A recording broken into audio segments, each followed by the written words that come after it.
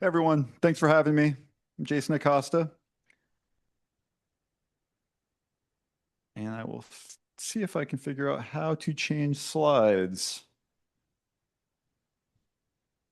Okay, we have a disclaimer. We're a big engineering company, over 300 people throughout North America, and we have lawyers. So they write disclaimers. This is kind of our slogan. We make buildings better through the integration of science, design, and construction expertise. So hopefully that's what I strive to do every day in my line of work. There we are throughout North America, newest office in Denver. But going pretty quickly. When I started 11 years ago, we were under 100, and now we're 300 and change. So all over the place. Some of the stuff we do, there's a lot of different things. Most of it revolves around building enclosure engineering and consulting. Uh, Litigation is kind of just part of that field. Besides structural engineering, we have a few folks who are structural engineers, a lot of retrofit work, a lot of new construction work. And we have a construction project management team too, who oversees construction of exclusively building retrofits in the area. So, a little bit about me. I have an undergrad in environmental science, and I was an energy rater for a long time. I did audits, well, for 5 or 6 years, a lot of audits, a lot of blower door tests on single family homes. I've crawled a lot around in a lot of crawl spaces and attics, and decided to get an engineering degree in Colorado. All that work I did in Colorado, and I moved to Washington with my wife 12 years ago, and joined RDH because I wanted to be on construction sites, seeing how buildings actually get put together rather than seeing them on computers, which is what a lot of engineers get stuck doing, which is what I was doing. So yeah, and I got to spend a lot of time on construction sites. So it's been a fun 10 years and change. So I'm going to talk to you about building science, focusing on the building enclosure, and then talk a little bit about energy code. I have way too many slides to get through in 30 minutes, so I'm going to do my best. But if I'm moving too fast, like please interrupt me, slow me down. Might not get to everything, but that's okay. Um, so, what is building science? So I'm going to read here for a second, just because I feel like if you ask like 10 people what is building science, you're going to get 10 different answers. So RDH, we have an in-house building science celebrity, Dr. John Straub. He's pretty well known in the field. He's a professor at the University of Waterloo. This is his definition. It's the best one I've seen. So it's cross-disciplinary collection of knowledge and experience required to understand and predict many aspects and behaviors of buildings and their systems, specifically including durability, comfort, energy, environmental separation, indoor air quality, acoustics, lighting, economics, and constructability. So it's a mouthful, but I think the kind of most important thing is it's cross-disciplinary. So, architects, engineers, contractors, we want to get everyone's input and we try to put this all together. And, that's where it all comes together is building science. So that's kind of how we view it. Um, I like that definition. So, what is a building enclosure? Passive environmental separator that, like you so eloquently said, Sage keeps the outside out and the inside in. So that's what I do every day, all day, for the most part, is focus on the building enclosure. With energy code work and energy efficiency, kind of like a hobby that we get to do on the side. It touches everything we do, but really, it's like bread and butter is building enclosures all day, every day. So four key components of the building enclosure. You got to have all four of these functions working, or the building enclosure doesn't work. Got to control water penetration, airflow, heat flow, and water vapor. So every assembly, we're always focused on these four control layers and how they function. And I'm going to spend the next few minutes just stepping through some assemblies and pointing out what these control layers are, where they are in a typical wall assembly. Couple other important aspects, fire or smoke control, like very important these days, very hot topic, and something that we're focusing on, more every day. And so, they do a few other things, but most importantly, they have to look good. So we bend over backwards to make it look, look just right, and it's key. So, there's a lot here, but I think it's always important to keep in mind wherever we're working on building enclosures. Like we do work all over the place, and there are different trades with different sets of skills everywhere. So we can't be wed to, there's a lot of different ways to build. You can't be wed to one different material type or method. You got to work with the people that have the skills, where your building is being built. So, I mean, flexibility is key and just keeping an open mind. There's a lot of different ways to do things, tons of products to choose from, and you know, more than one way to build a building. So, you know, most importantly, especially in the Pacific Northwest, is water control. And there's two elements to water control: a water shedding surface, which kind of makes sense. It's what keeps the water off the building. So your siding, cladding, flashings, etc. Um, but we view that as distinct from the WRB, the water resistive barrier, not the weather resistive barrier. The WRB is the water resistive barrier. Water can't penetrate the water resistive barrier, or we kind of lose the waterproofing game. So we're always focused on making sure our WRB is intact and continuous and properly installed. So I'm going to walk through a couple different assemblies. Assembly one is like kind of typical code compliant exterior wall. Assembly two incorporates exterior insulation, high performance wall, and just walk through the different enclosure layers. So our water shedding surface is not, rocket science. It's the outer layer that controls water, that sheds water rather. And then the WRB, typically it's applied to the sheathing, although not always.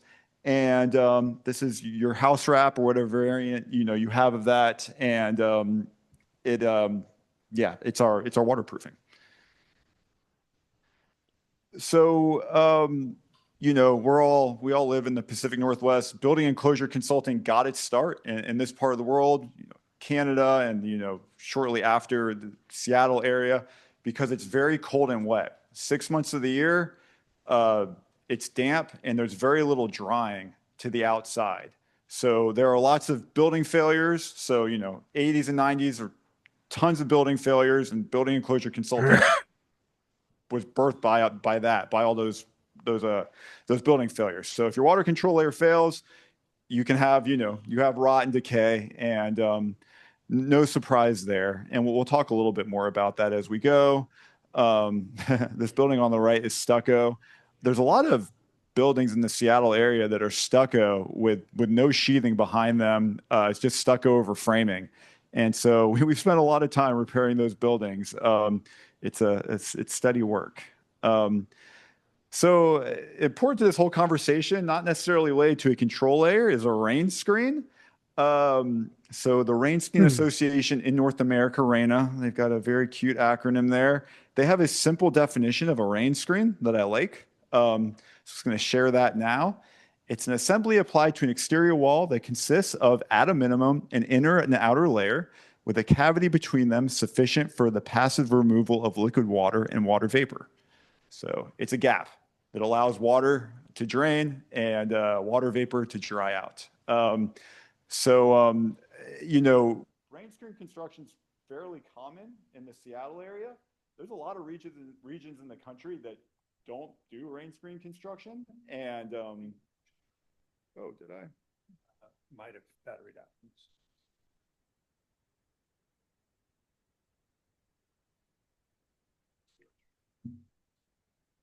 I can talk loud. Well, that one. There we go. Good to go. Yeah. Are we good? I'm getting the thumbs up.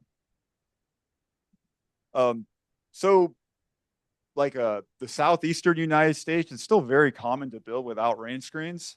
They have much better drying.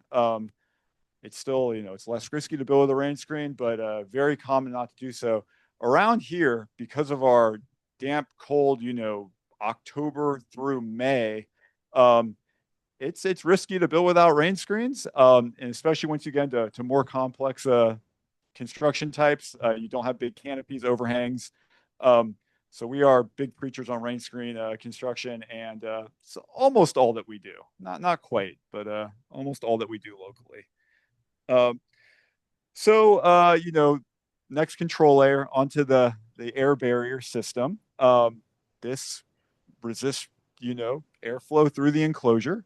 Um, there's different reasons the air tries to flow through buildings. You've got building pressures, wind pressures, mechanical system pressures. These all act on the building enclosure. Um, and I would say 19 times out of 20, 99 times out of 100, maybe it's too much. The air barrier and the WRB are one and the same. Um, it's typically the same layer. We do some projects, maybe Dan would disagree with that. You do some interior air barriers occasionally, Dan? Rare. Okay. Hmm. Ah, yeah, sure. Hmm. Moves around a little bit. Typically, they're one and the same. When this is getting into the product conversation a little bit, but there's loose laid sheet applied WRBs, Tyvek being the most common. Um, and if those aren't taped at all seams and all penetrations, then it's not functioning as an air barrier anymore. So you can install a WRB not airtight. It's easy to do so. There's different systems that are adhered or fluid applied that are harder to install, not airtight, and to function as WRBs. But it's just important to keep in mind that if you've got a loose laid WRB, such as Tyvek or Wrap Shield IT, it needs to be installed airtight. Oh, some pictures of Tyvek, not very interesting. Blower door test. So Steve just mentioned they're doing air tightness testing training here. We are lucky enough to be in Washington where we get to do air tightness testing on all sorts of huge buildings. Switch it up. Yeah. All right. And so we've tested, huge towers. We actually the other day had a 16-story building in Seattle that we tested. So we've got a ton of experience doing air tightness testing on all sorts of buildings, big and small. It's not common across the country to air leakage test large buildings. It's not in most commercial codes. It's starting to make its way into ASHRAE 90.1, but there's tons of exceptions, and it's just not widespread. We do air leakage testing, we couple with IR, smoke, and helps us pinpoint air leaks. I don't know that there's much need to get into this, other than to say that code started requiring air leakage testing of large buildings 2015 locally, I believe. And the change from then to now has been really significant. I would say air leakage results that we've seen, we're seeing results that are regularly like 20% of what we were when we started testing. Like the construction community has really honed in on air tightness, and like to the extent that we don't just call them WRBs anymore. We call them air barriers or air and water resistive barriers. So like folks are like really dialed in on this locally. It's been really interesting to see just kind of throughout my career, just like the sea change from like people not really caring when I started and it being like a conversation of, how is important is there that there's an air barrier and it's continuous and all that to like really impressive air leakage results. Typically, that's what we've come to expect, and code requires that you pass now the commercial code does. So it's been really, kind of interesting and fun to be a part of that. So thermal control, insulation. You don't have an effective exterior assembly without thermal control, one of our control layers. All types of insulation, they've got pros and cons, but they all work. Our value is our value. So, you know, um, eh, there's no, for the insulation material itself, there's no effective R value. It's just the product's R value per inch, and that's all it is. And they're all effective when used properly. Um, Generally a good thing as long as it's used in the correct way. So, this advanced wall assembly 2, it's got a continuous layer of exterior insulation, and I'm going to get into thermal bridging. I'm going to touch on that a little bit. We've been big advocates for exterior insulation for using mineral wool. I'm sure some of y'all are familiar with that. It's not combustible and it's vapor permeable. So and it's largely adopted locally too. It's going to move away from extruded polystyrene, polyisocyanurate board insulations towards mineral wool. And just the fact that it drains and it's vapor permeable is a huge plus in our climate for exterior insulation. So our last control layer, water vapor. Um, Water vapor is just water dissolved in air, and it moves from areas of high concentration to low concentration. And it needs to be controlled in exterior assemblies because it can lead to condensation if it's not. So, the vapor retarder goes on the warm side of insulation most of the time. And this diagram here just is showing that as water vapor, if it can penetrate the interior drywall and into the wall assembly, it can make its way out to the exterior wall sheathing, and it can condense if it's not controlled properly. Hence the need for a vapor control layer in walls. So how do we control vapor diffusion? Often it's by placing a sheet membrane behind the drywall. We often use a vapor retarding paint on the drywall too. That's effective.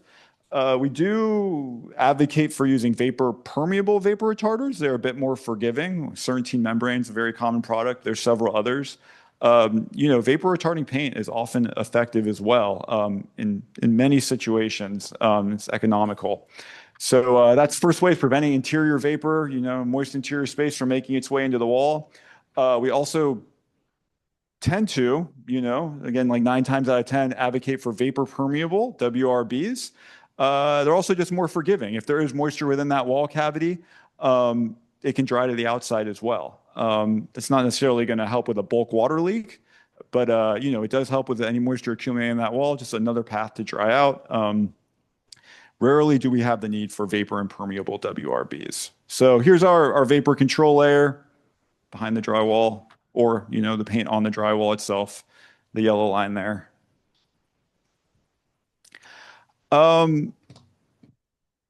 Failures do result without having proper vapor control. Like we see this. I've been working on a lot of, it depends on your interior occupancy to some extent, the risk. So like healthcare facilities, they're often humidified. Museums are humidified. When you have interior humidification, it becomes much more important. I know a lot of folks here work on single family homes. There's always spaces in single family homes that have high moisture loads, bathrooms, kitchens often can, it's occupant controlled. So it's important to get this right. Also, it's required by code critically. So pictures on the left here, it's a house that we're working on. There is no vapor retarder. And there's actually some big issues there. So this picture is kind of small, but the picture at the bottom over there's some organic growth on the backside of that OSB sheathing, and there's no vapor retarder. So building wasn't built to code, and no vapor retarder. Moisture is moving through that wall, and it's condensing on the backside of the sheathing, and folks are lowering up. So it's important to remember the vapor control layer. And there's really not much wiggle room there just because it's written into the code.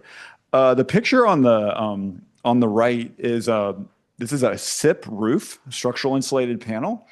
And so SIPs have, interior OSB. That should be, it's relatively vapor tight. It's an effective vapor retarder. But if you don't seal your seams, you have gaps that allow your interior air to make its way up through those SIP panels and into the roof assembly, you can have condensation. This is a project that had significant condensation due to that issue with like relatively large gaps between SIP panels. So, I think a lot of folks overlook the importance of, vapor control, and you shouldn't. We have a relatively cold climate here. So it's important to keep in mind. Building enclosures, they keep the outside out and the inside in. We're big advocates in the enclosure first approach, reducing your loads. It's kind of a longer conversation than we have time for here. We've gone through the control layers. Like honestly, we consult. If I can trace all of these control layers through my building, like no matter how complex the building or the detail or the assembly, if I can just like trace with my finger usually without picking it up, my air barrier, my water control layer, through my details, through my interface details, like I stay out of trouble. It's like that simple. An engineering degree, licensed engineer, pencil test, follow the air barrier, follow the water control layer, and make sure it connects. It's not that complicated. Um, this is like a little, I don't know. I'm just throwing this slide in there because it's a little bit of a, like, I don't know, maybe a pet peeve of mine. I think there's crawl space construction is generally down because like they're not the most economical space in buildings, but like Washingtonians love their vented crawl spaces. Um, I have no idea why. Like I grew up in Florida. I was like originally schooled in the Southeast, and they've been doing sealed crawl spaces in the Southeast for like 20 plus years. And if those folks can do it, the smart people in Washington can also figure it out. If you're not in a floodplain, you can build a sealed crawl space, and it brings all the ductwork within conditioned space. It's a bonus. Also, much easier to seal the perimeter of the foundation to the rim joist and have an actual continuous air barrier than it is to seal every penetration from a crawl space into occupied space. They result in better air quality. They just make sense most of the time. Washington code requires that crawl spaces are constructed, that they also meet the radon requirements, Appendix F of the code. But that's not that hard either. So why? I don't understand. Um, okay, so I'm going to take about 10 more minutes.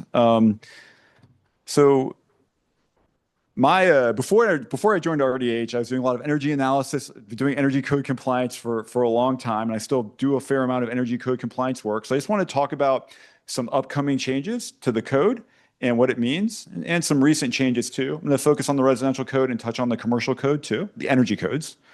Um, one big change recently is that Group R2 buildings that are accessed from the interior now fall under the commercial code. If those were accessed from the, if they're anything 3 stories and less previously fell under the residential code, now these buildings fall under the commercial code. So one recent change. Yeah. The access to the interior. Like interior corridors. Yeah. Yeah. And it's really changed the way people design buildings because like the folks are wanting to like historically the thought has been, well, let's comply with the residential code. It's cheaper and easier. Although that's kind of shifting with the residential codes getting super complicated with all the efficiency credits, all the energy credits that are required. So that logic is kind of changing. But yeah, initially people were like, well, I'm not going to do this anymore because I want to be in the residential code. I'm kind of seeing that thinking shift. But yeah, that's yeah.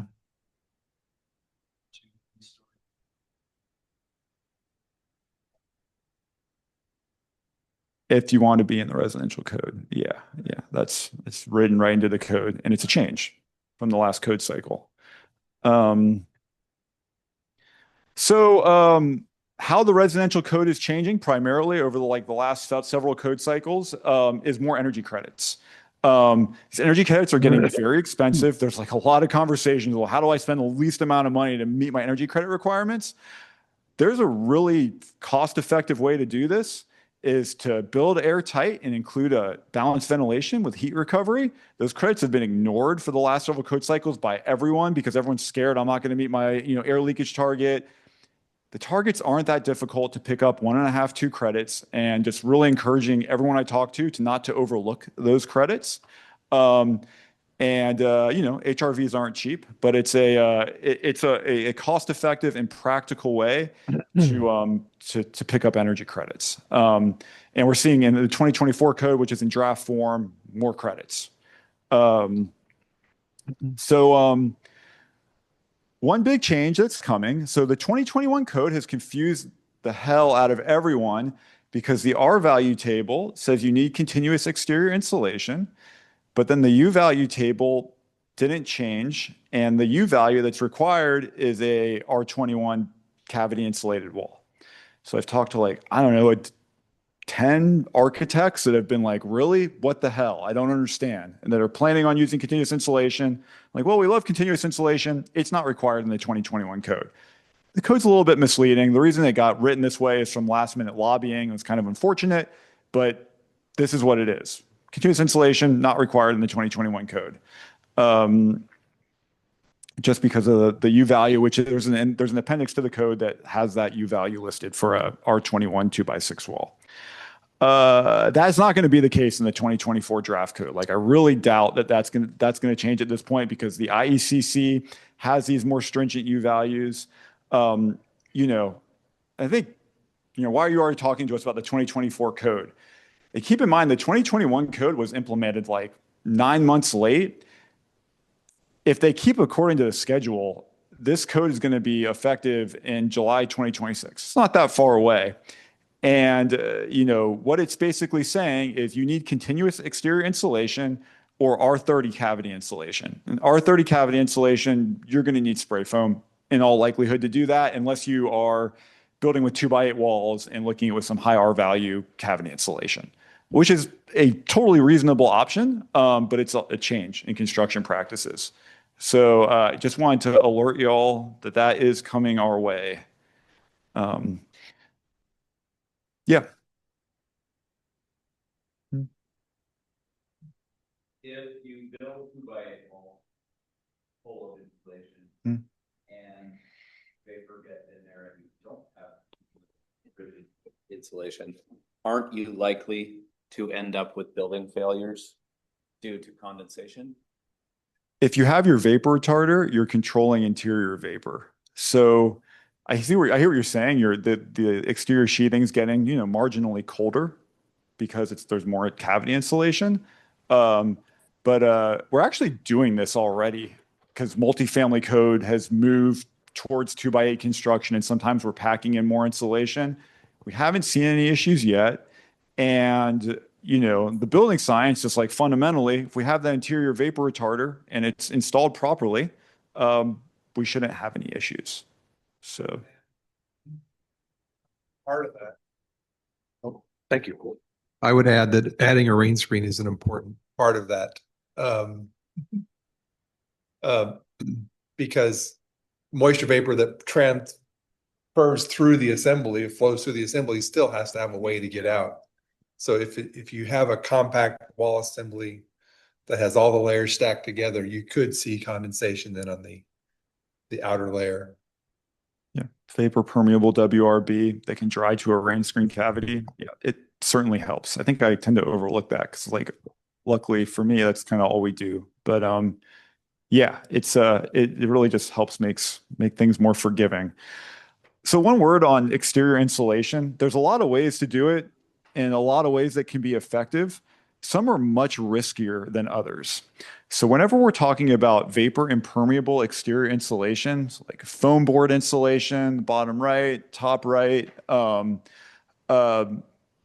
can work if you're controlling water at that layer. But if you end up with any water between your foam board and your WRB, and they're installed tight together, which, you know, typically with exterior insulation, the exterior insulation installed tight to the WRB, you'll end up with building decay. That water has nowhere to go.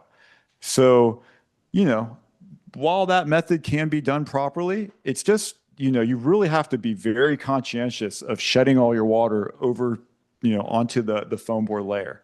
So we preach mineral wool insulation because it's far more forgiving. The WRB is where it's traditionally been installed on the sheathing. And if it gets wet, the water just dries through the mineral wool insulation to the outside. There's a lot of ways to do exterior insulation. There's all sorts of cladding attachment systems. You know, we use a lot of those on commercial buildings.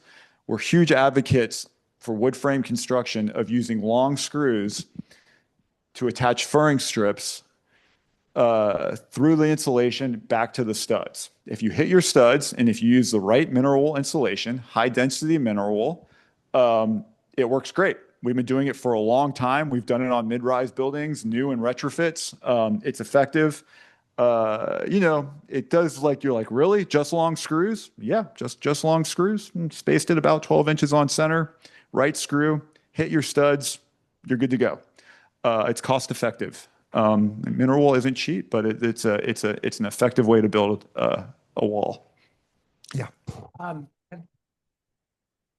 Have you experienced or seen any challenges with builders who are brand new to this adopting it, accepting it, doing it properly? Yes, 100%. And but the challenges aren't so much like the field of the wall assembly. Um, it's the interfaces with the openings. It's your windows because it changes how you flash your windows and you shed water to the outside. So that's where the challenges are. So like having relevant details and doing a mock-up goes a long way. It's not necessarily that complicated, but it does change your sheet metal profiles. And so that's where I think a lot of the confusion I've seen is just around detailing openings. But you get past that, it's a wall with your cladding held off the wall, but so it's nothing, nothing too complicated. I think Dan's going to speak a little bit more implementation. Maybe you got some of that in your presentation. So, like I said, I have way too many slides. Something I did want to touch on, thermal bridging is, any kind of when you have an insulative material that's bypassed by a conductive material. So, thermal bridging occurs around windows, at balconies, especially where you have like concrete that penetrates the envelope to form a balcony. Steel stud construction without exterior insulation. It's a big thermal bridge.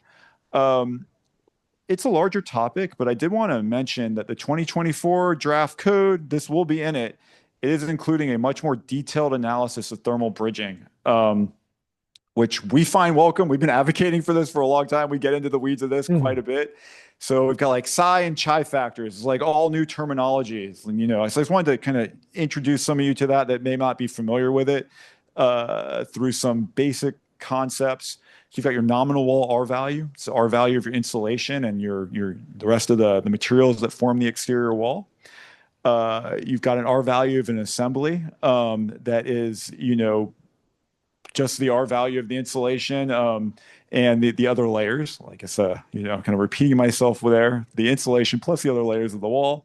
So this clear wall R value is the concept I wanted to introduce, and it includes repetitive thermal bridges. So if you have thermal bridges from Z-furring that penetrates an insulation layer, metal Z-furring, or you have these cladding attachment clips that we showed on the previous slide, those are accounted for in your clear wall R value. So it's like an effective R value for the wall. Then you have a whole wall R value that accounts for the thermal bridging. So it's your wall, the effective R value of the wall, the clear wall R value, plus the related thermal bridging. So so here there's more kind of illustration of the clear field wall performance, accounting for, in this case, brick ties that penetrate the exterior insulation layer. The BC Hydro Thermal Bridging Guide is an excellent resource to kind of figure out what the effective R values are for various different wall assemblies. So you've got your R value of your wall, or inverse of that, your U value. So now we're accounting for psi factors and chi factors. Psi factors are linear thermal bridges, so it's heat loss per unit length, whereas a U value is heat loss per unit area. And then chi values are heat loss per penetration. So discrete penetrations like steel thermal bridges, structural steel for like maybe a canopy or a balcony or something along those lines. Examples of linear thermal bridging, parapets are a very common one. Those are listed in the code now. There've been terrible thermal bridges, just all sorts of bad insulation strategies. Our commercial code is going to be accounting for those in 2024. Window rough openings, it's important to align the window thermal control, which generally aligns with the insulated glass unit, with your insulation layer. So this is illustrating, on the right here, the window is not aligned with the insulation. And so you have this thermal bridging. It's kind of illustrated by the heat loss being kind of distinct right there. So, and I know this is a lot. I'm kind of flying through this, but we kind of have to start thinking about, instead of just the U values for all our assemblies, we need to start adding in these thermal bridges. First step is quantifying them. Where do they occur? How much length am I talking about for each detail? Where are my discrete penetrations that need to be accounted for? and then we add it all together. So instead of a UA calculation, which is what we've traditionally done for code compliance calcs for the enclosure, we're now adding in psi factors times their length and chi factors times the number of penetrations to get a total U value, effective U value. So these are the new calculations. This is where it's going when the 2024 code takes effect. And then just a quick plug here. I'm going to hand it over to Dan.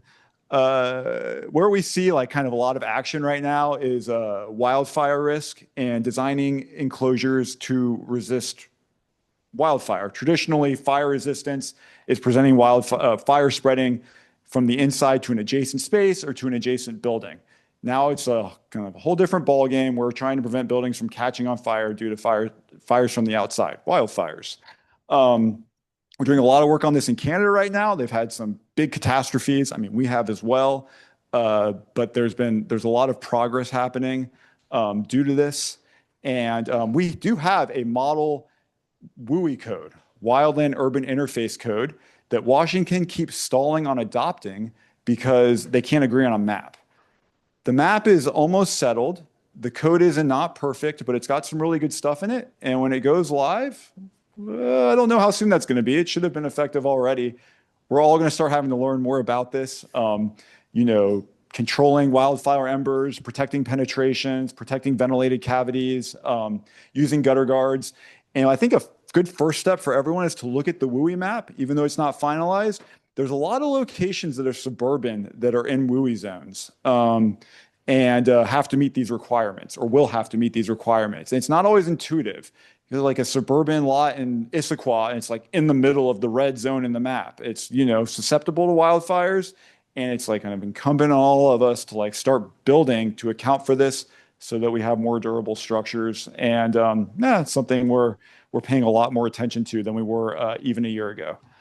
So I took a little extra time, Dan. It's your turn.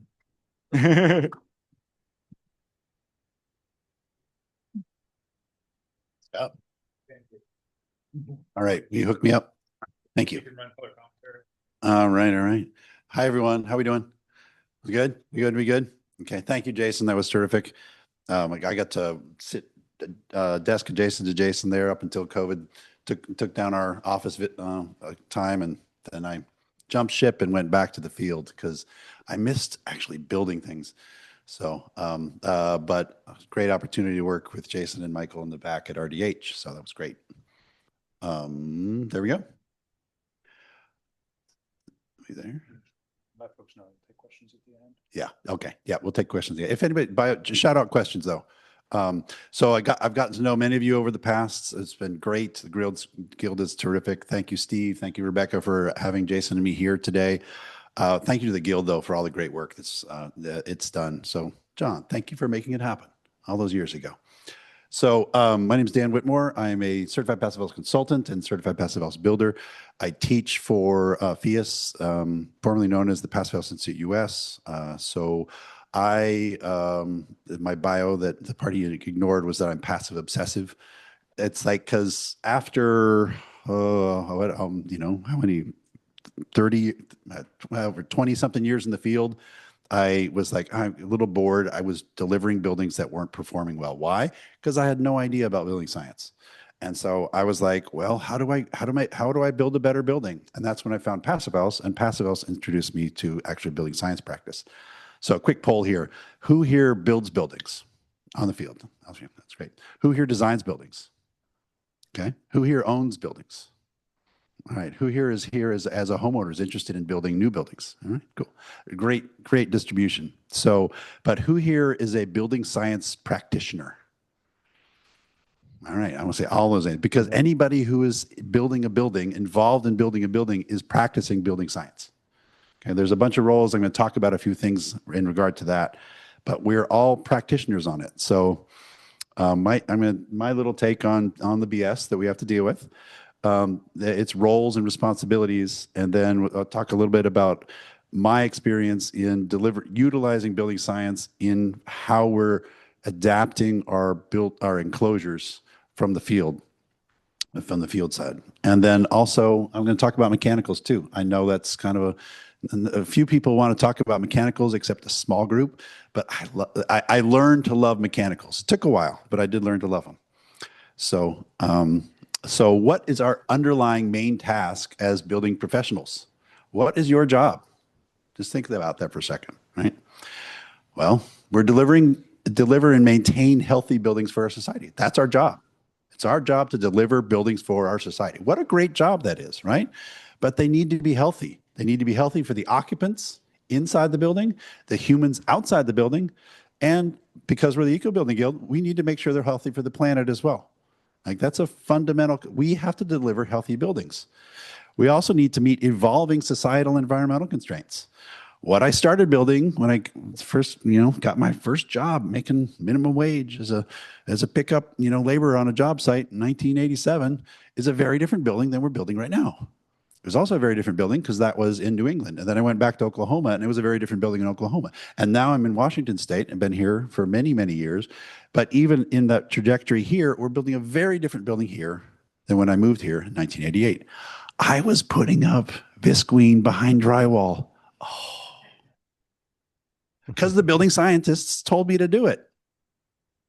Because it was working elsewhere. That's one problem with our building science that we all have to recognize is that building science is very specific to where we're building, what we're building with, and who's going to be inside it, outside and inside. So our society is also very different. Who here was working on, tiny homes 25 years ago? No, there were very few, right? I've now in the past 10 years worked on a lot of buildings where the average apartment size is under 300 square feet. Okay. We weren't really delivering those. Okay. They were in the 20s, the SRO hotels, but the SRO hotels had the bathroom down the hall. Now we've got these very small apartments, people clustered together, showers, people are showering more. So the question earlier about, or Jason's point earlier about the vapor drive inside these buildings, I worked on a 107 unit building where the average unit size was less than 270 square feet. That's a lot of people showering, a lot of people generating a ton of moisture inside that building. So our vapor concerns are wildly different than they were before, partially because what we're building is different, but largely because, also because we're building with different stuff. So another underlying task here is that we're managing limited resources, financial resources, environmental resources, resources that are going on our building, right? That is our job in the built environment, to manage those limited resources. But in the end, with all those other ones, we got to deliver durable buildings. Anybody ever here have a building failure? Or worked on one? All that other stuff goes out the window if we don't have a durable building. And so I love Jason's descriptions of what building science does. One of the underpinning points is that we deliver durable buildings, because we can't meet all of our other goals if we're not doing that. So how do we do it? We use science. We use science to figure out what works with our current components and our current environment. And then, so the scientists figure out what is happening in a laboratory, and then the engineers take that information and they figure out the assemblies and the components and the materials that'll work for us. So we take the science of how stuff works, and then the engineers assemble it together.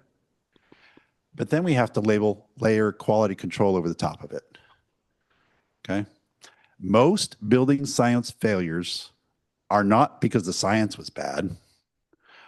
Okay, once in a while it's because engineering is bad. Somebody told me to put visqueen behind my drywall. That was not me. I did a really good job, and that I really regret it. Quality control is usually, from a building science perspective, where our building failures show up. It's because we don't have proper oversight, training, and really making sure that things are done right, and if they're not done right, that they're fixed before we hand over the keys. So the roles then for implementing this building scientist is, okay, there's the building scientist. Those are some super sharp, smart, trained people. They're off in the laboratory. Okay, maybe they occasionally go out to the field to look at what, boy, when you get a building failure, the building scientist gets so excited. Why? Because it's an experiment, and that experiment went off the rails, and now they can learn, and now we in the field can learn, right? All right. And then there's the building science engineer. That's another very important thing. Who here specifies products, how things go? You draw, you put the arrow, you say, use this there. Okay, you're engineering your assemblies, you're engineering your buildings, right? You're part of the engineering team. Who here replaces materials that are specified in the plan set or never were in the plan set? Who here goes and picks up stuff at the lumberyard, the building supply shop, and says, well, I need, all right, you're engineering that assembly. You've now entered the role as an engineer. So you need to know it from an engineering perspective. And then, but most of us, or pretty much all of us, are implementers. We are out there making sure that the parts go together correctly, or we're putting the parts together and hoping that they're going correctly. But there's one other role that I want everybody in here to encourage or embrace, is that we're also educators. And why is that? Because there's only 25, 30 of us in this room. How many building projects are going on right now in this town? 25,000, right? How many tradespeople are out there doing this work that are not in this room, are not learning it? Okay, who has ever installed a critical component on a building and didn't read the instruction manual? Why? Because, oh, this one's, I know how this works, right? Who here has ever regretted the way you installed it after you did read the instruction manual, right? So we need to educate people. Our trades don't get what Steve's doing here. Our trades don't generally get high quality education. New products are coming to the market. The only education on the site is maybe the product rep comes by and looks at it and says, "Oh, you're doing good, guys. Here's some products. Here's a hat. See you later. Don't call me when there's a warranty because you put it in wrong, and so it's your fault, not mine." So we have to become educators. So you need to now gain that knowledge and then be able to translate it on any component you're putting together in your buildings. You're also going to do the other ones too. Some of you maybe even become building scientists. It's a pretty exciting field. Here, I'll show off. I mean, I'm not one, but I have my psychrometric t-shirt, right? It's a really intriguing, fun thing. Okay. So, all right, now I'm going to talk about challenges that I've seen from an implementation standpoint when translating new building science means and methodologies to our standard practice. When you look at vernacular architecture, stuff that's out there, stuff that's been there, who here lives in a building that's over 100 years old? Right? That's vernacular architecture, right? Was there a building scientist on site? No. Why is it still working?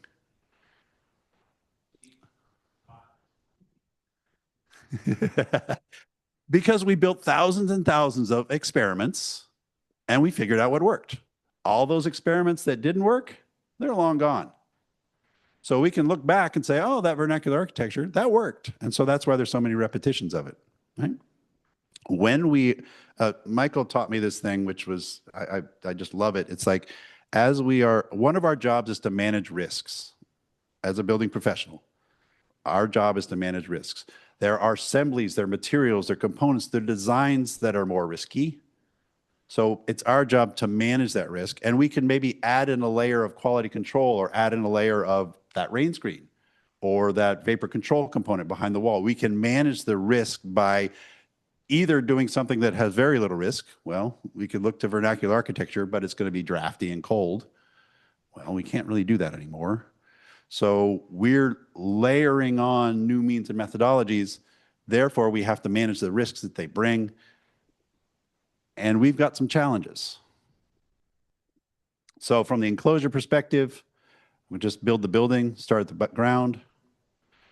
So the toughest part of most construction projects is when they're sitting on the earth, right? That's why it takes a tremendous amount of resources, dollars, time, all that, right? All right, who here builds on slope sites? Who here builds on wet sites? Who here builds on cliffs? Right? It happens around here, right? Who here builds in liquefaction zones? Who here builds in seismic zones? All right. All of that is defined by where the building is. So it's pretty important that the building scientists understand what's going on there. It's already a really complex thing that we have to do here. It has been historically. And if we can get out of the ground and get our building built with only having spent a third of the budget, we're doing pretty good, right? So what are we complicating from a building science perspective? We got to understand the site conditions. There may be muck, there may be water, there may be groundwater. All right, what complications are you ready for in this? Because they're coming at us.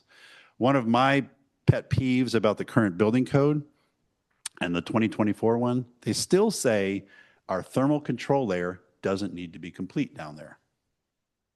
Do you see that in there? If you have a slab on grade, it says you only need R10 around the 4-foot perimeter of the building. From a building science perspective, that formula of heat loss in our buildings, what's the temperature below this floor? What? 49. Why is it 49 degrees? It's the average temperature across the year, right? It's 49 degrees on the. Who's comfortable? Who wants their residence or their office or anything to be 49 degrees other than a walk-in cold storage? Did you raise your hand, Greg? You want to be 49 degrees? Okay. All right. So why do we not need insulation when it's 49 degrees right there? It's stupid. And so that has been a fight. We tried in the passive house community to push that on our building code in 2010. We got so much resistance, but nobody had a response to, well, what happens when you have to retrofit that? Good luck. Okay. Is our industry ready for that though? No, they're not. It costs money, and that's the pushback. But if we're building buildings that are durable, resilient, do all that work that we need our buildings to do, you're going to want to put, even though the code doesn't demand it, continuous insulation down there. Okay.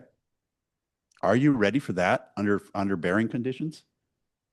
From a building science perspective, that thermal bridge that Jason was just showing, are you ready to wrap your point loads? You'll notice the perimeter wall, maybe you can't see it, perimeter wall doesn't have insulation on it.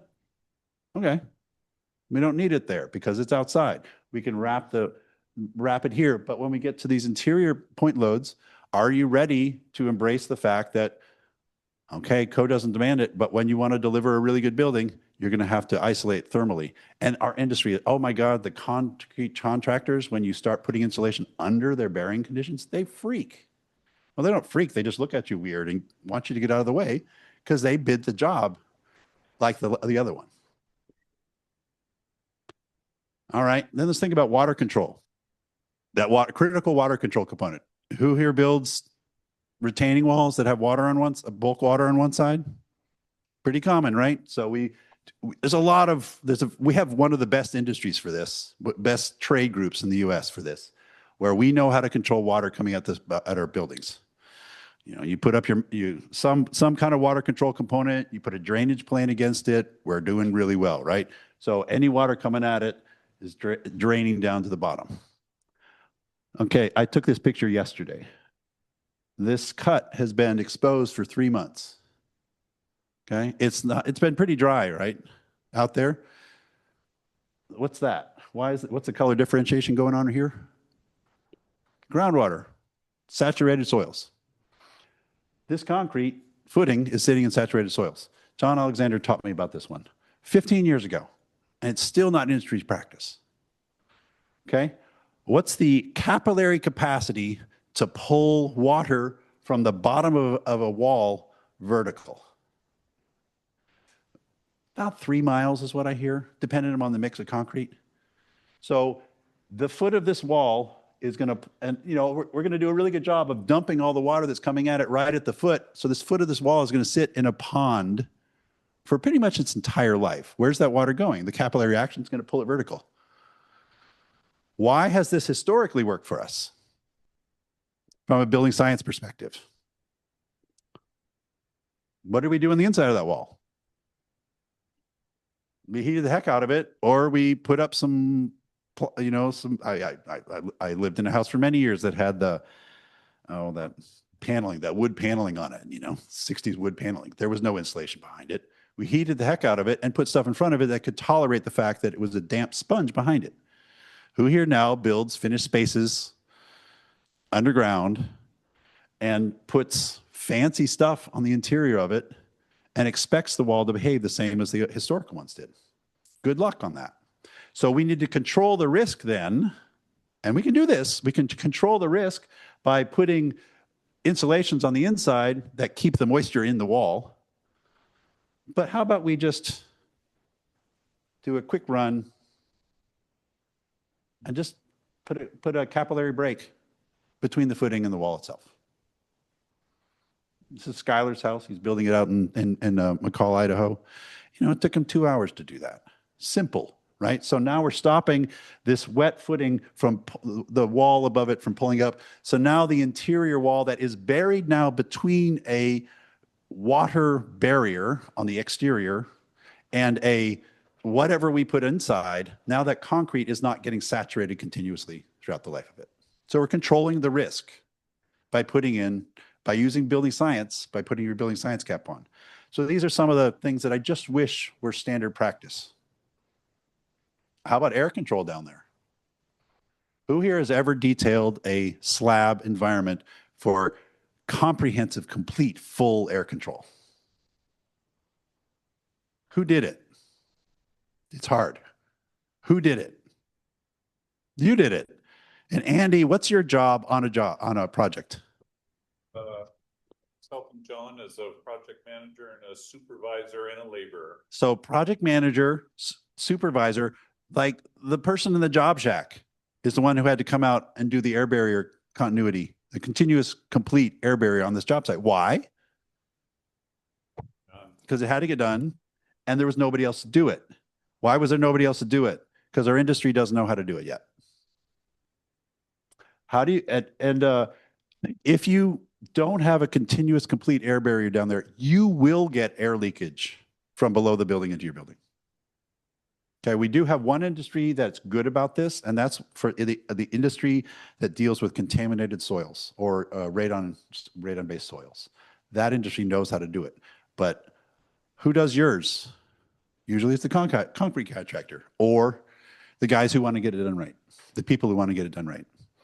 So it's about knowing what the building science needs and then also finding the people to do it and then making sure it happens. All right, I'm good. Yeah, yeah, that's right. But we need to teach other people how to do it too. Yeah. So if you want to really have fun, complete the rest of your air barrier and blower door test this building without the slab on top of it. You'll see how much air can come in from below. It just pillows up high. So quickly on walls, building our walls. All right, Jason showed that image of like what our code is pushing us to, an R30 wall. Okay, why? I love that. Why do I love that? Because that's where it's almost perfectly aligning with what I want in my passive buildings. When I do the energy modeling to deliver a passive building, okay, that poorly designed building that has a lot of has poor form is going to need more than an R30 on a passive building. But this is my apartment building. I could have gotten away with an R23 on it, but it was really easy just to do an R30 wall. And so we take our 2x8s. You'll notice modified advanced framing. So, you know, not everything needs to be full depth. And so we got some 2x4s, some 2x6s. Framers know how to do this. This is one trade that is really smart. And it really got effective when wood got so expensive. Bulk along the plate there, a mistake, because your air barrier should be on the outside of the sheathing. This caulk along the perimeter here is because the insulation contractor has a line item in their bid that says air sealing a building. And I was just like, okay, whatever, just do it. Side. If you don't have a continuous exterior air barrier, that one is actually kind of effective. If you're using mechanically fastened, or what did you call Tyvek? Sheet fasten? See, what's that other term? Sheet applied. Yeah. If you're mechanically or sheet applied membrane on the outside, if it's theoretically blocking enough in combination with your panels, your sheathing panels, like if there's no continuous real air barrier out there, that actually works to help slow down the air leakage. Sometimes also, whether you need it or not. Yep. Yep. So we talked about the vapor thing, not ad nauseum, but quite a bit because it's really important because that sheathing is now colder for longer. And in order to dry things out, you know, I have my favorite bath towel. I've had it for 8 or 9 years. It's so nice and soft. Why does it still work for me? Because it gets wet and then it dries. It gets wet and then it dries. If I left that in a pile in the corner, it would be a mess. If I put it in a box, a wooden box, it would take a week if it was wet to be gross. So what we need to do is make sure that this doesn't get wet to begin with because it has a really hard time drying out. And there are some membranes, there's some stuff over here you can look at to slow down the vapor. The risk control for me though, because of that interior membrane, I don't have anybody to do it and I don't trust people to do it. In the bigger buildings they're doing, it's just, there's a trade that will do it, but I don't have anybody to do that. So I'm relying more on a really good ventilated cavity in the outside to dry my plywood instead of my OSB. So I'm controlling the risk by using other strategies.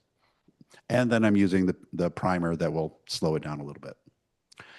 So, and here's kind of fun one, you know, the industry, you know, the industry doesn't know about blown in insulation. It's actually the 2x8 with blown in fiberglass is our way to do the R30 wall without continuous insulation, exterior insulation, even though it's great, without needing spray foam. So that's going to be the solution that we've got. Kind of fun. And yes, it'd be great if we had cellulose, but I don't know anybody who's found a successful cellulose installer in this town. So continuous insulation, Jason went over through this. This is a project out on Bainbridge Island. Here's a project. So there's a new continuous insulation product that the Guild, I know is many people in the Guild are interested in. It's a wood fiber insulation. So there's a bunch of different manufacturers. There's some they're going to make it out of Maine. There's a problem with it though. Some of them will tell you you don't need a water control layer outside of it. And I am like, what?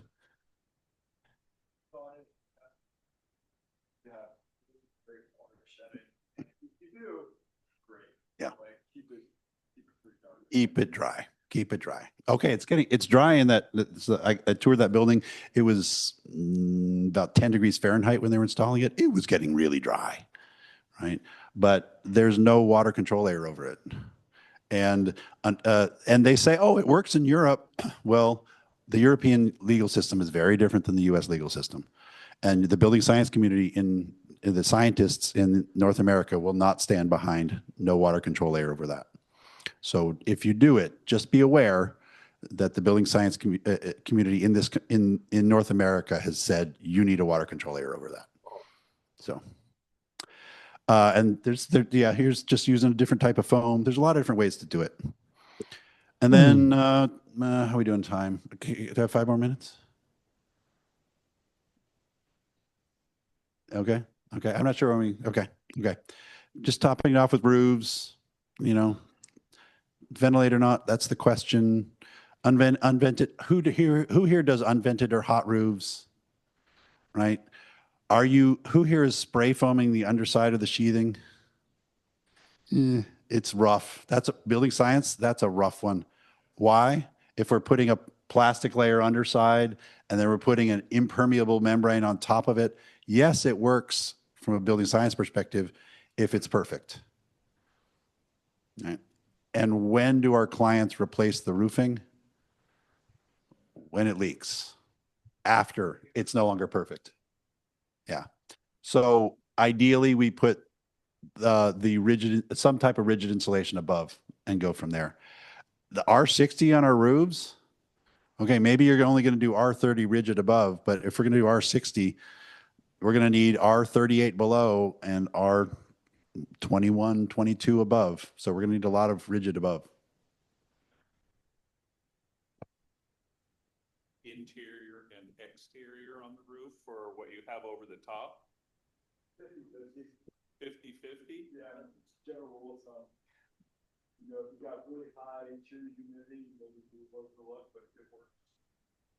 Yeah. You can get away with less, but in residences, it's like, you really want to roll the dice and like, you know, depending on what you're going on inside, like, what are your, you have a bathroom. Height concerns, neighborhood association, height concern. Yeah. So let's talk to our architects. They're backing us into that corner.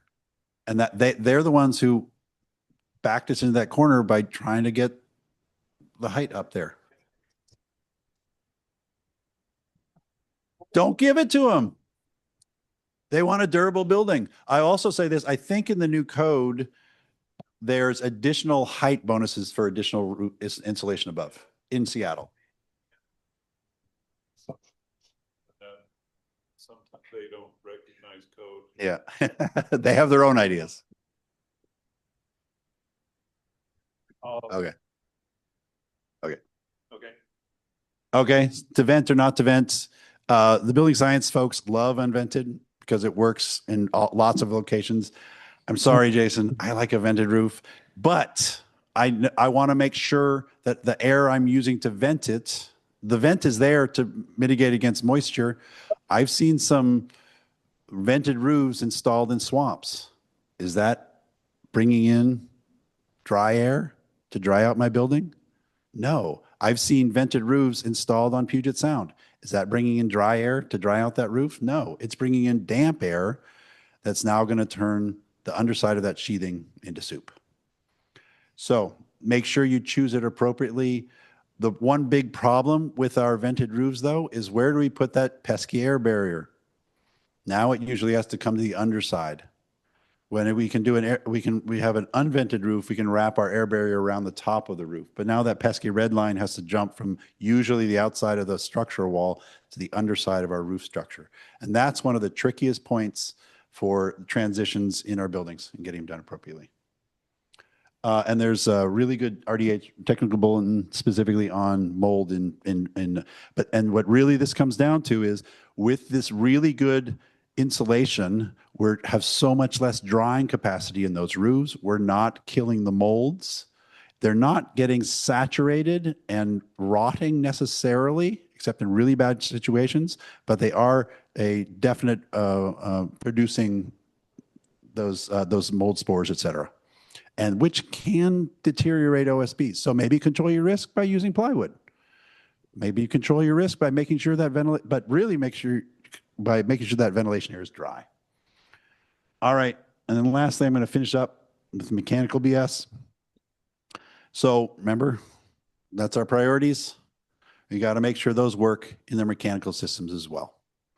One of the coolest, so I get to teach around the country, and you know, I was in Houston, and what's this? How big is Houston? It's like 20 million people. They couldn't find a blower door. FIAS helped buy a blower door because they couldn't find a blower door to use in Houston. So one of the great things we have around here is we got really good advanced enclosure work because we've needed it. Other places, though, have really good, really advanced mechanical systems because they've needed it. We are on the learning curve, and we need to own that. So who here has a ventilation contractor who they trust to do good, full, balanced ventilation in your building? We all need to know that person's name.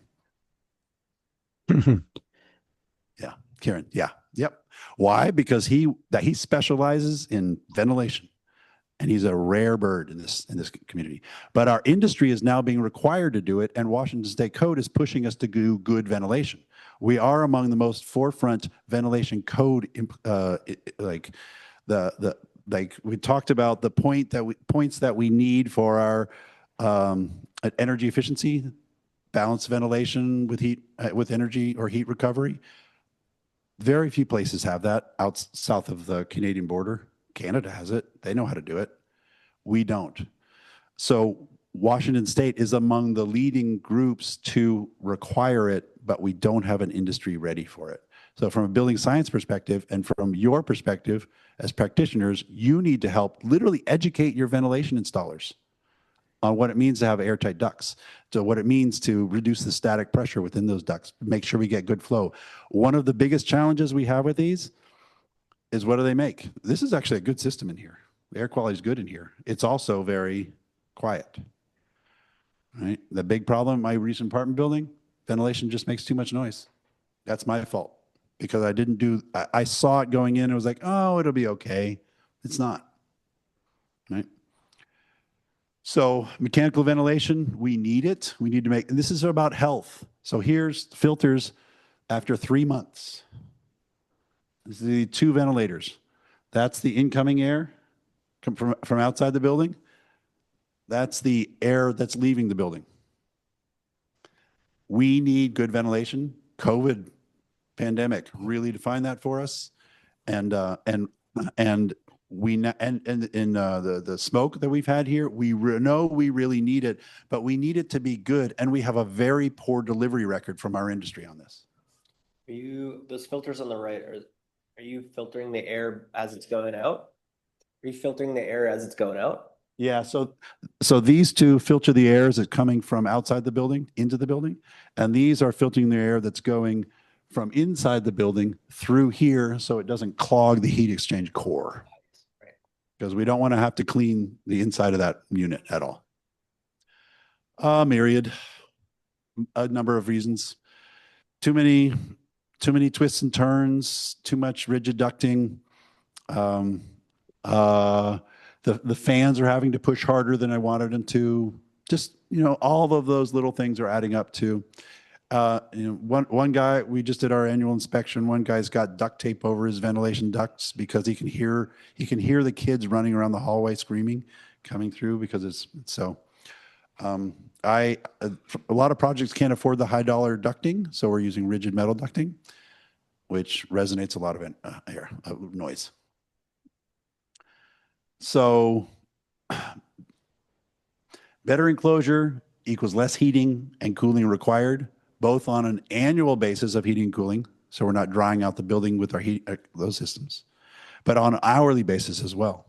So less heating and less cooling delivered, less drying capacity, more attention to moisture management with equipment and in the enclosure itself. So we're increasing the risk by using mechanical systems that don't have to work as hard. So we need to make sure that the enclosure can tolerate that risk by making sure it is doing its job and defending the building. Okay. And just if anybody wants, these are just initial building science, resources, just fun things to go through.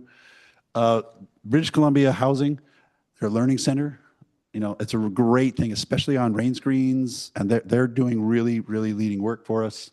The RDH Technical Library, Building Science Corporation Library, Building Science Fight Club. This is a Instagram channel. Christine Williamson also has her own website as well. Building Science Podcast, that's a fun one. It's a podcast. Christoph's a bit of a philosopher, so it's Building Science Philosophy. It's kind of fun. And if we still get it, I don't know, unfortunately, a lot of our federal programs are going to disappear. Download everything because we don't know if it's going to be there in 6 months. But the Building America Solution Center. So good places to start. And that's that. All right. Thanks, everyone.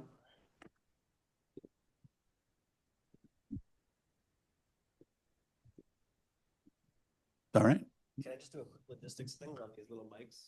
If you have a question, you could I'm gonna just walk around and put this in front of you. It does a good job picking up the sound, so you don't need to hold it like a mic. Let it be on the thing. And when you're done, just Jason.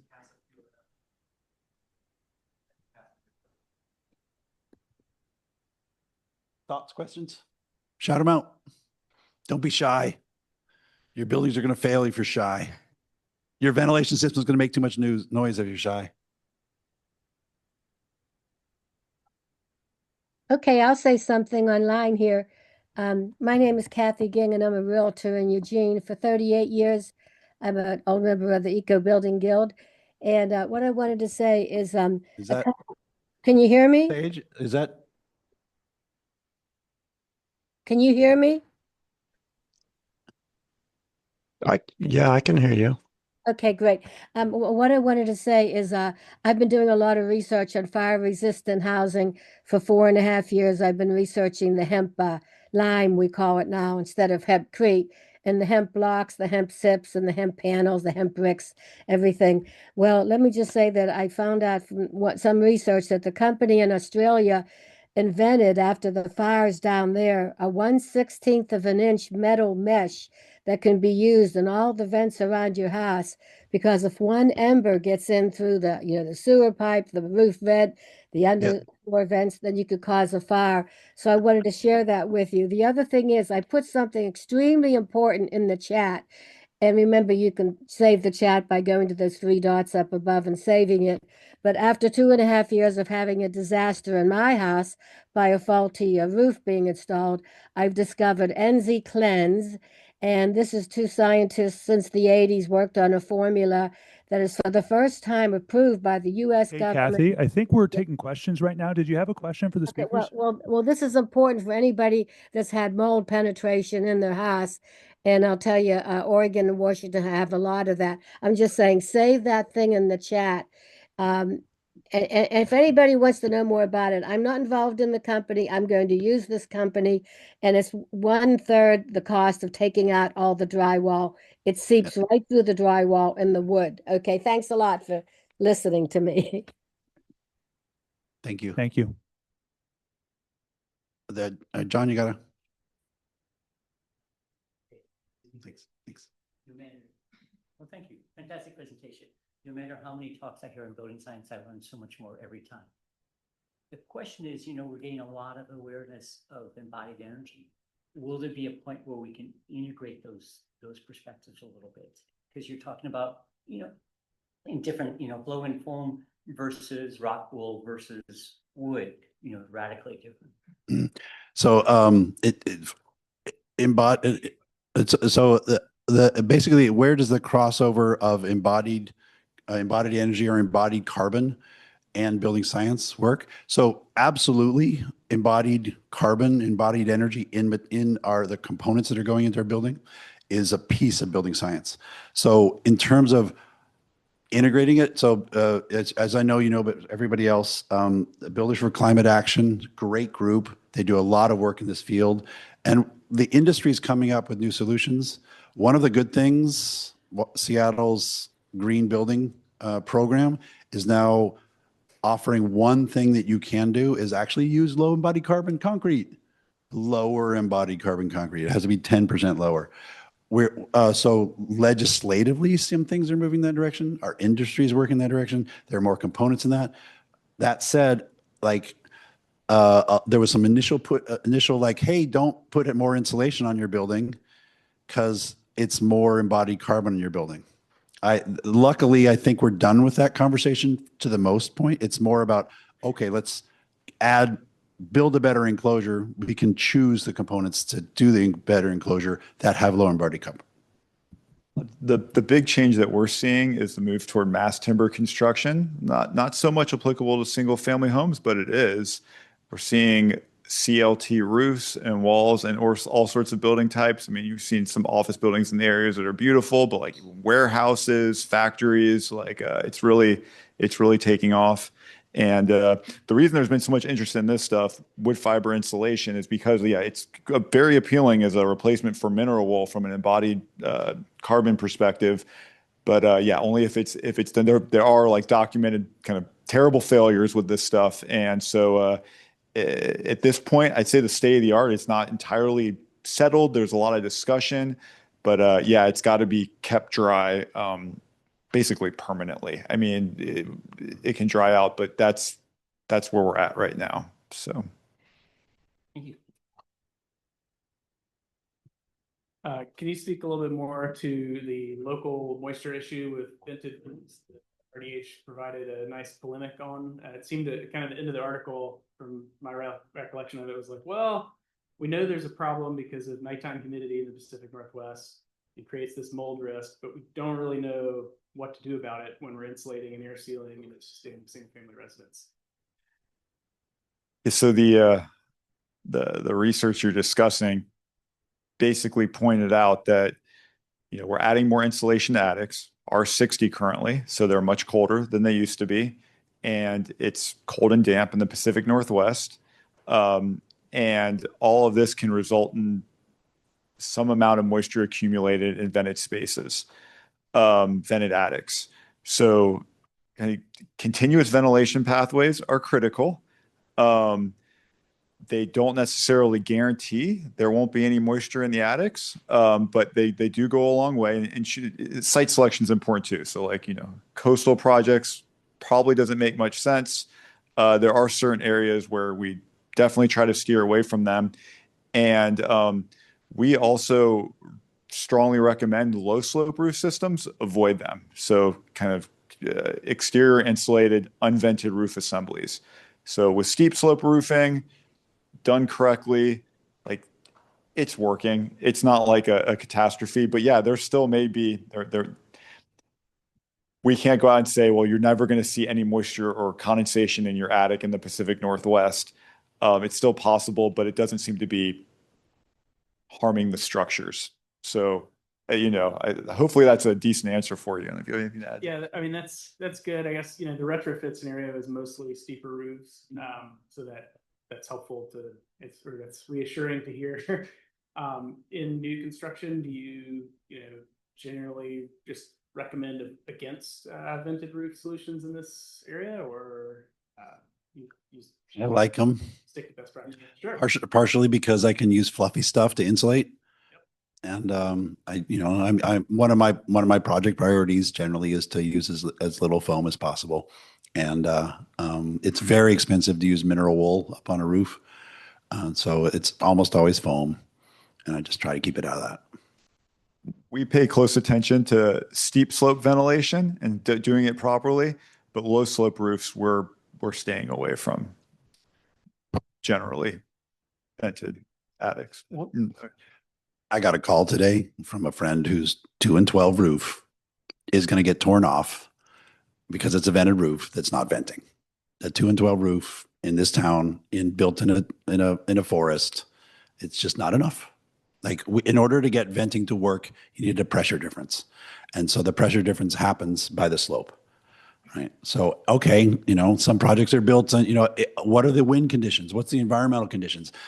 A house built in a forest, there's not a lot of a pressure difference. There's not a lot of air. There's not a lot of drying capacity. It was a poor choice on the front end.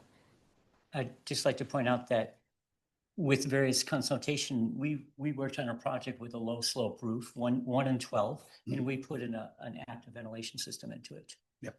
Yeah. And it's calculated so it only works within certain temperature range. So it should work well. Yeah. Yep.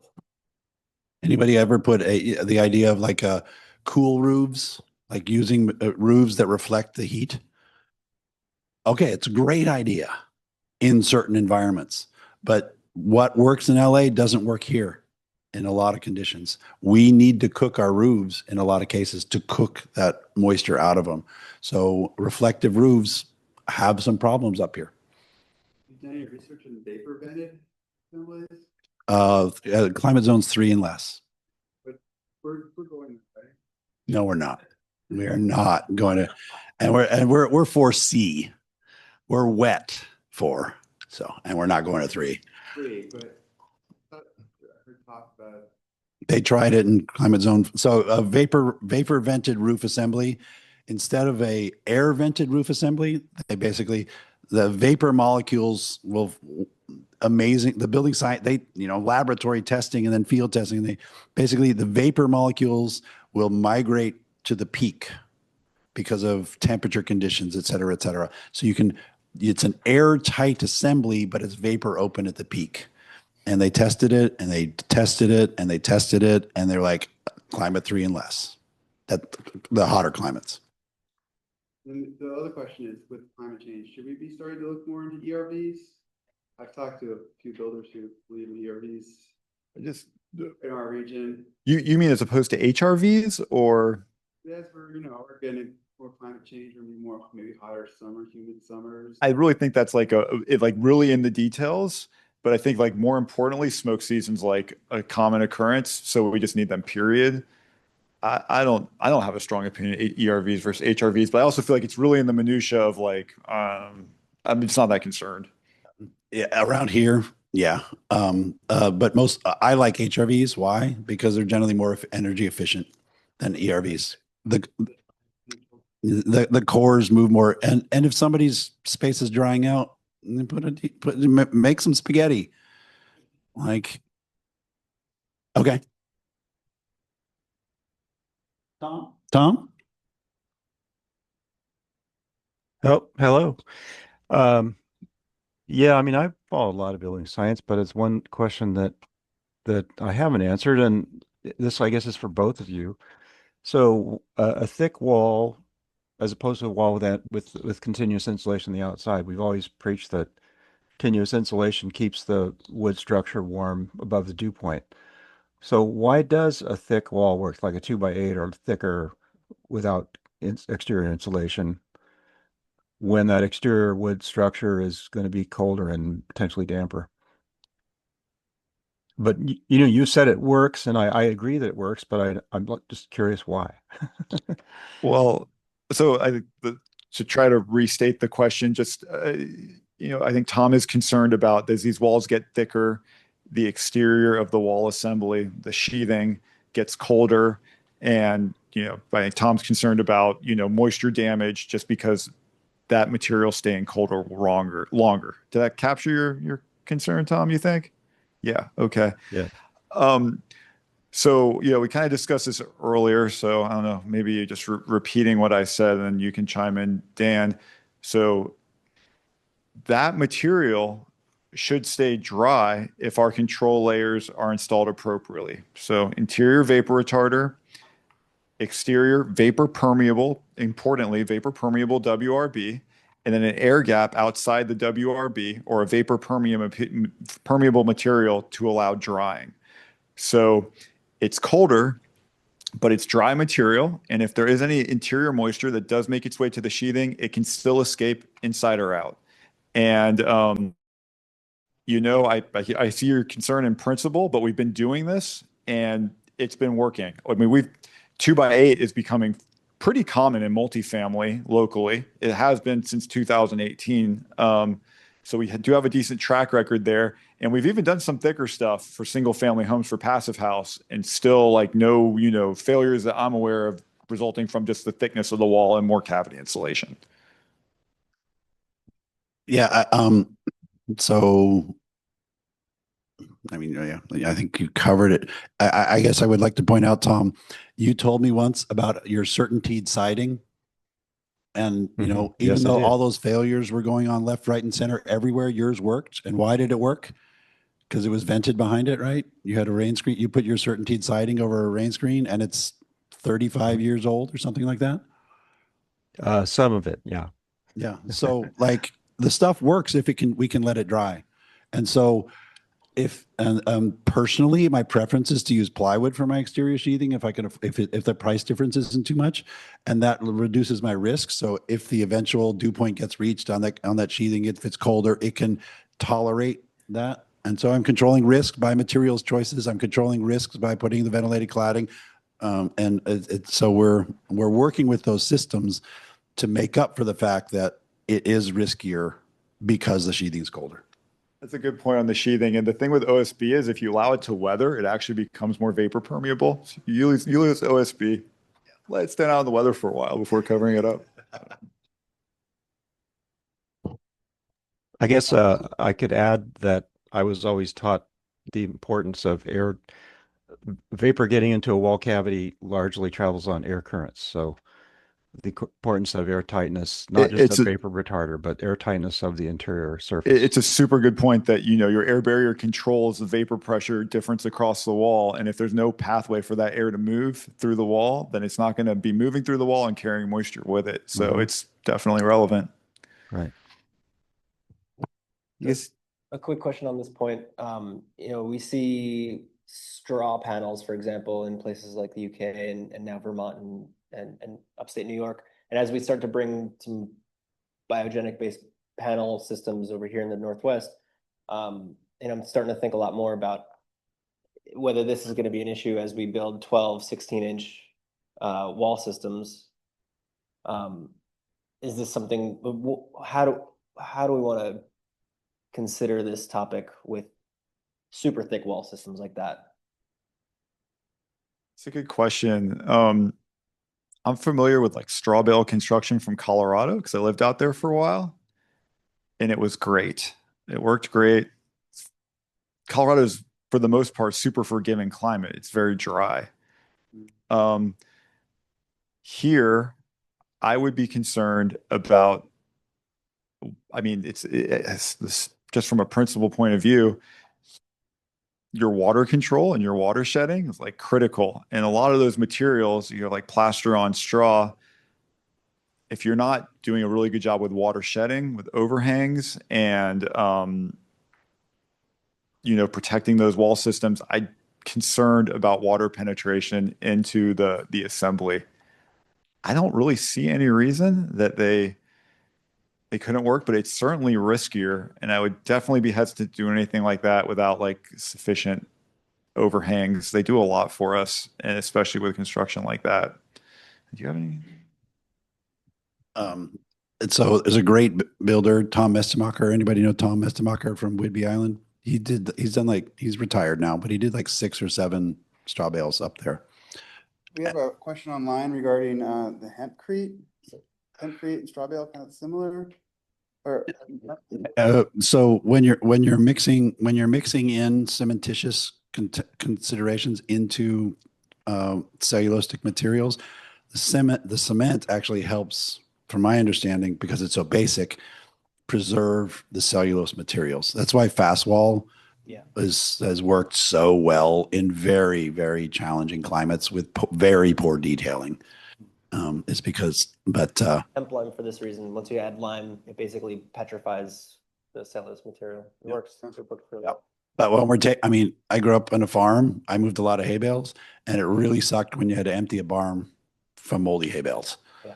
And the water does not leave them if it gets in. You got to tear it apart. So who wants to tear apart the building? Track record in Whidbey Island, though, of a builder. Yeah.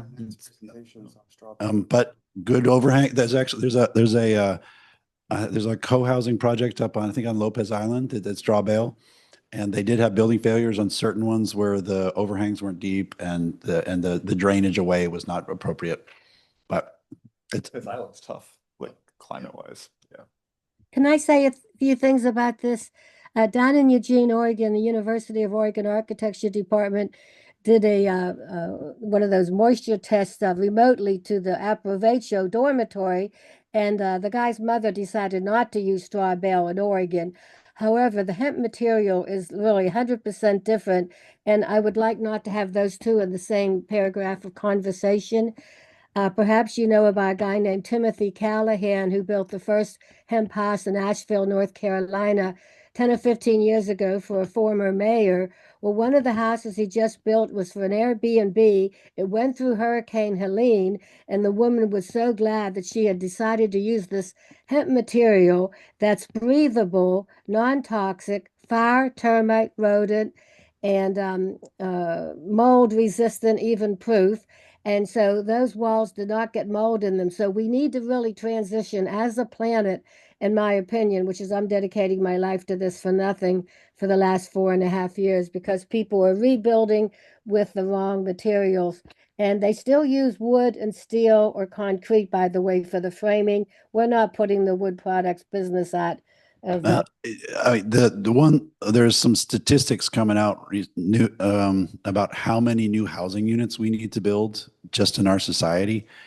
And I mean, in Seattle metropolitan area, we need, what is it? I forget the number, like 20,000 new units in the next 10 years. It's some astronomical number.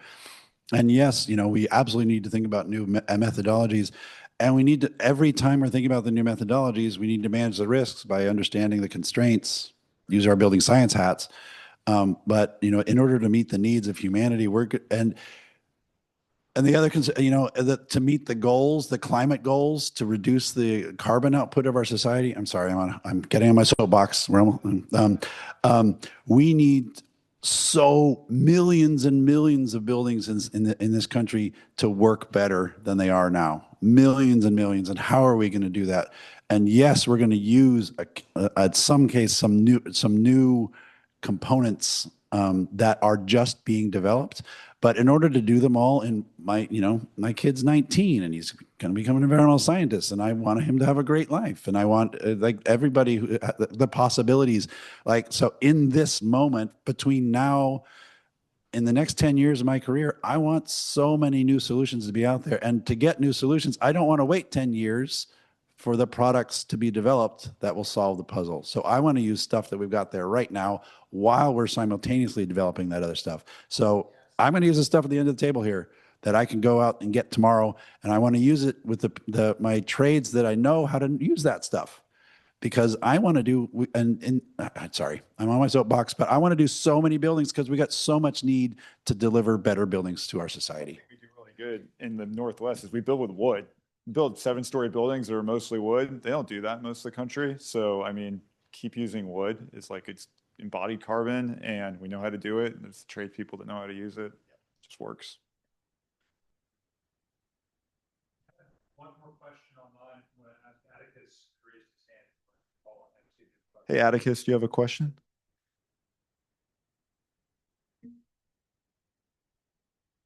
How can you help issues like gentrification and ecological hardships? Ecological.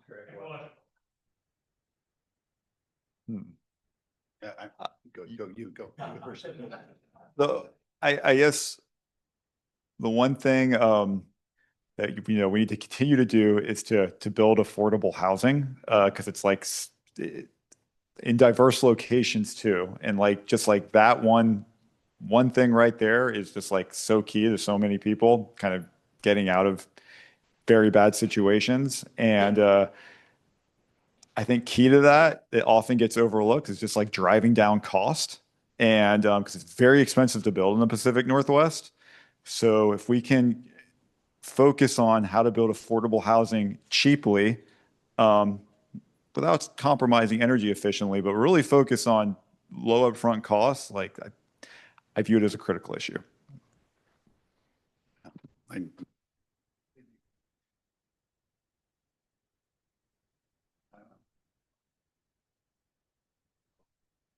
I broke it. That was so boring. Might have dropped the batteries. I want this other one over. How about now? Okay. Turn on, turn off. Yeah, from an ecological perspective, absolutely, building science is key. Like science is helping us figure out why we're having so many ecological challenges. And the science of how we build our buildings, just like Jason was saying, we can use components and materials that have that reduce our environmental impact 100%. And we can learn I remember John Stroud listened to an interview with him about 10 years or 15 years ago. And I was like, building science will solve all our problems. He's like, no, building science, you can take one of the jobs of some parts of building science is to get a terrible building to function. Like there's science behind taking a glass or a glass and steel single family 10,000 square foot single family home and making it work. How's that? Any better? Building science is not inherently about ecology. It's about making buildings work. But there's a branch of it that absolutely includes that consideration. From a societal perspective, building science is there to build buildings. It can work hand in glove with societal and economic justice elements as well. And there are plenty of people in the building science community who are there for that. But inherently in itself, it's a piece of a puzzle that can build it, but it's not a foundation for it. When you have an efficient building, that's possible that say heating and electric for one, possible. Yep. Case in point, I was just looking over a small group. We built a 12-unit apartment building. It's lowercase affordable, no public financing, except the state paid for a big PV array on the roof. Looking at utility bills, I generally don't get to look at them, but I got to look at some for the client, the individual tenants. Last month, many people had a $4 utility bill. That's pretty cool. Just paying for the privilege to have the power hooked up, right? And it was partially even that. So it's $8, $9 a month for the privilege of having a meter on your building. And so they were even paying less than that because the PV array was cutting out more than half that. Wow. And so, and that was recent. That was a recent month. That said, they're paying through the nose for the water because that's what's really expensive. But even less because it's water sense fixtures and it's low water use building. 100% energy efficient, resource efficient use buildings, as long as it can be transferred to tenants, definitely helps support their. Thank you. Yeah. Any more questions? Can you say anything more about interior vapor management and, you know, are most latex paints suitable part of that assembly? And, you know, I'd say other than like Intello or membrane products, what are interior vapor management controls? Paints coupled with a rain screen system. Yes.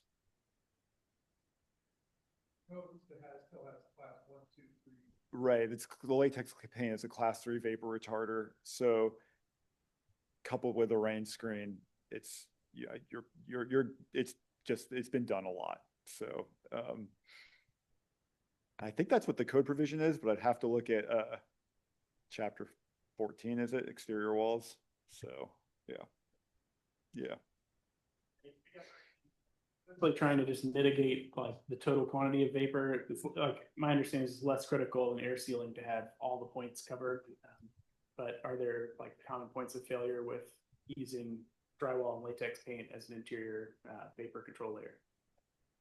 Well, so the air barrier subject is like, you know, it's the most critical part because there's like always comes to mind is like Builder's Guide to Cold Climates, kind of like classic building science book. They have a picture of how much water will diffuse through drywall. It's like a pint, and then like how much moisture carried by a small opening, like an inch opening in the wall, and it's like 10 times as much moisture that can move through that opening. So the air barrier, the exterior air barrier, because that controls the pressure difference, is critical. But when we see like issues, when we're like really getting into the nitty gritty, it's because the paint's not applied thick enough and it's not meeting the permeance levels. Yeah, could I just say one more thing? This is Kathy out here in Eugene. Hang on, Kathy, we got someone talking in here. I've also heard that it makes a lot of sense to put a bead of caulk or sealant on the bottom of the drywall because the moisture actually goes up underneath the drywall and into the cavity because of the convection currents and whatnot. Maybe in like high moisture environments, like a bathroom, but if you shouldn't have convection currents in your wall cavities if they're fully insulated and you have a continuous air barrier. So there should be no real vapor drive into that wall. I mean, if in residences that are balanced ventilation or exhaust only ventilation. Some buildings are positively pressurized. It's a little different, but it's kind of rare for residential.